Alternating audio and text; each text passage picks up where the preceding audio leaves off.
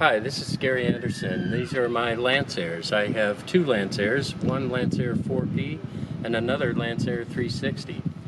I really got excited about flying. My dad was an aircraft mechanic for Trans World Airlines, TWA. And so even at a young age, he would take me sometimes to some of his friends, and they had airplanes, and so we would go flying in some of those airplanes. And I really, started out in a Aero Coupe, and then started to fly other planes with some of his friends.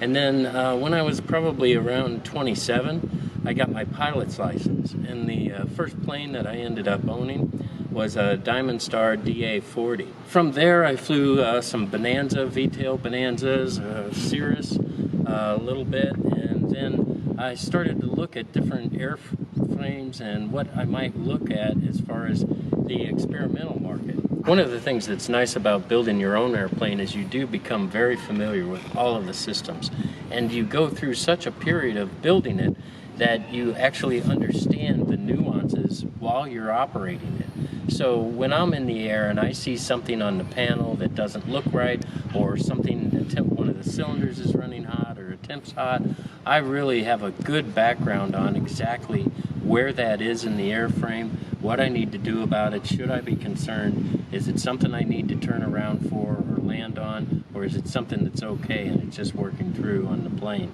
So that is very helpful, as well as the control systems. When you build your own airplane, you understand how the controls work, so when you feel the pressure on the stick and then you notice anything out of the ordinary on that, you can immediately sense that. It's not like walking up to a production plane and every time you get into one you start to learn the nuances.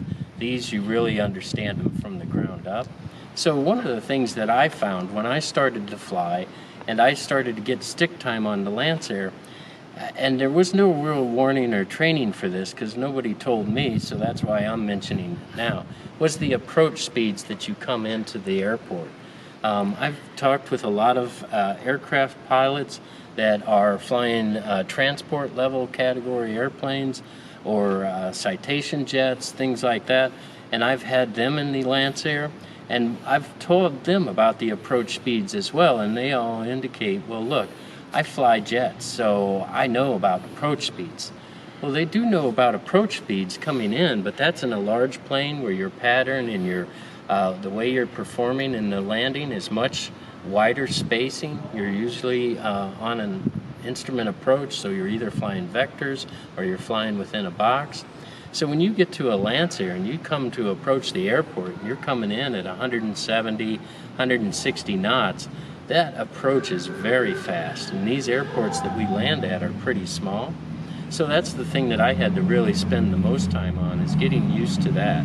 Wow. The other thing that's interesting is when you get in the pattern, these planes, you get them down to 120 knots, and that's when you better be using your turns to make your final base turn to final, because that's where you're starting to get the plane.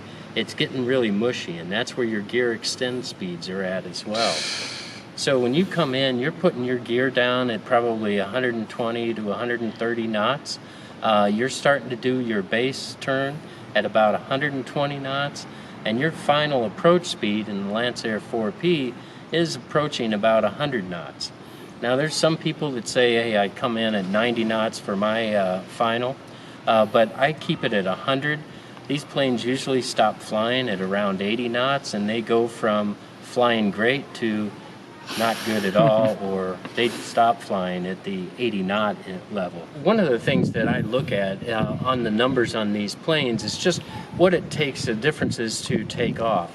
So on the two-seat Lancair, the Lancair 360, I can get that plane off the ground in under 1,000 feet. It really accelerates quickly. You can rotate at about 57 to 60 knots. That plane's rotating, and it's getting up in the runway. I can burn, between 11 and 12 gallons an hour at that speed. It really does move along well. I've never had an issue with the performance at that speed.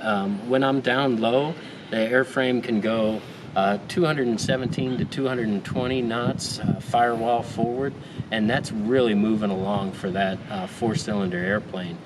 that is what's really neat about that. When you look at that plane and you're cruising along at 205 to 210 knots, burning 11 to 12 gallons an hour, you're just amazed at the performance that you can get out of a plane like that and the ground that you can cover. Really a neat mission airplane. So the other thing that was really interesting is when I got into this Lancair 4P, it really kind of fell into my lap, so to speak. I was very happy with the two-seat Lancair. The mission that we would always go on, there wasn't a lot of luggage space, but I did know an individual that had a Lancair 4P, but they originally wanted a number for it that just wasn't within the range that I was looking for. And then on 4th of July weekend, an individual called me up and said, hey, I have one. They offered a price for it that it was really hard to say no to.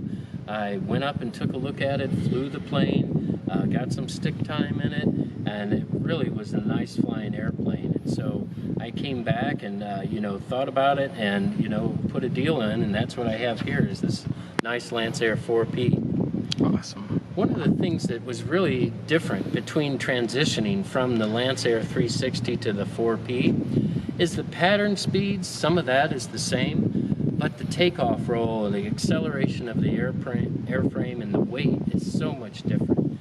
So on the Lancair 360, that's about a 1,200 pound airplane. I think mine weighs in at 1,138. But this plane is in the definitely 2,500, 3,600 fully loaded, and the acceleration is much different. So rotation speed in this plane is probably around 80 knots. It takes probably 2,000 feet to get to that speed, and then once you're at that speed, you get the plane off, and it flies much different. The little Lancair 360, that's definitely like a fighter plane. No matter what your speed is, the control stick is very light on the touch. You can feel like you breathe, or if you sneeze, that whole plane would start to move around. This plane, they did, when it was built, they had an official company come in and do a flight test on it, and did the spin test, all those types of things, stall testing. And one of the things that they noticed on this is that at speed, you're taking about 20 pounds for the control stick to move. So it's very heavy plane on the controls, which makes it great for instrument flight conditions. But the other thing is it's just a much different feel. So when you get off the ground, that small Lancair is a very agile plane. You can bank, you can turn, you can really accelerate quick. This is a much more gradual plane to get up to speed. At altitude, 15,000 feet to 20,000 feet, this plane will perform at about 250 knots. It will maintain manifold pressure up till about 17,000 feet. It'll maintain 31 inches. And that's really where this plane performs well, this model anyway. And I can see usually 250 knots at that speed. When I come in for landing, that's where this thing gets much more complicated. There's more things to keep track of.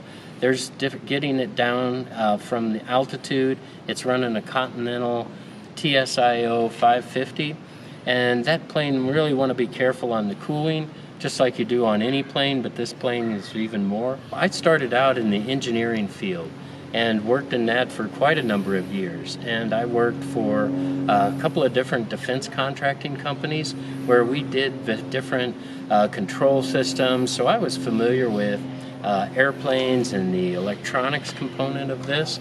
But then I moved into more of a pure technical role. So I have a computer science background, and I started to work in a lot of different companies in their computer science departments. One of the things that I did is I started out in computer science as a programmer analyst. And then I eventually worked my way up through some of those companies to being a chief information officer. And through that path and that career journey, those were nonstop hours. It was, you think, does anybody get, be very successful in business without putting in the time? I want to tell you, I put in the hours. I mean, there would be weeks where 60 hours would be a light week, and I'd actually feel guilty that I only worked 60 hours. So there's a lot of time spent Through all that hard work, though, and working my way up through various companies to that Chief Information Officer level, I was really able to get to a point where I feel like today I can pinch myself every day because I'm able to have a lifestyle where I can have airplanes, I can still work full-time, still work very hard at it, but I get time on the weekends to be able to fly airplanes, and that's really a great thing. That was really the exciting part of all this, is through those various career things that I did, that hard work, it really gave me the ability to have this type of lifestyle where I can enjoy this hobby, enjoy aircraft, enjoy different things about this community where I live at an air park. It's really a great opportunity.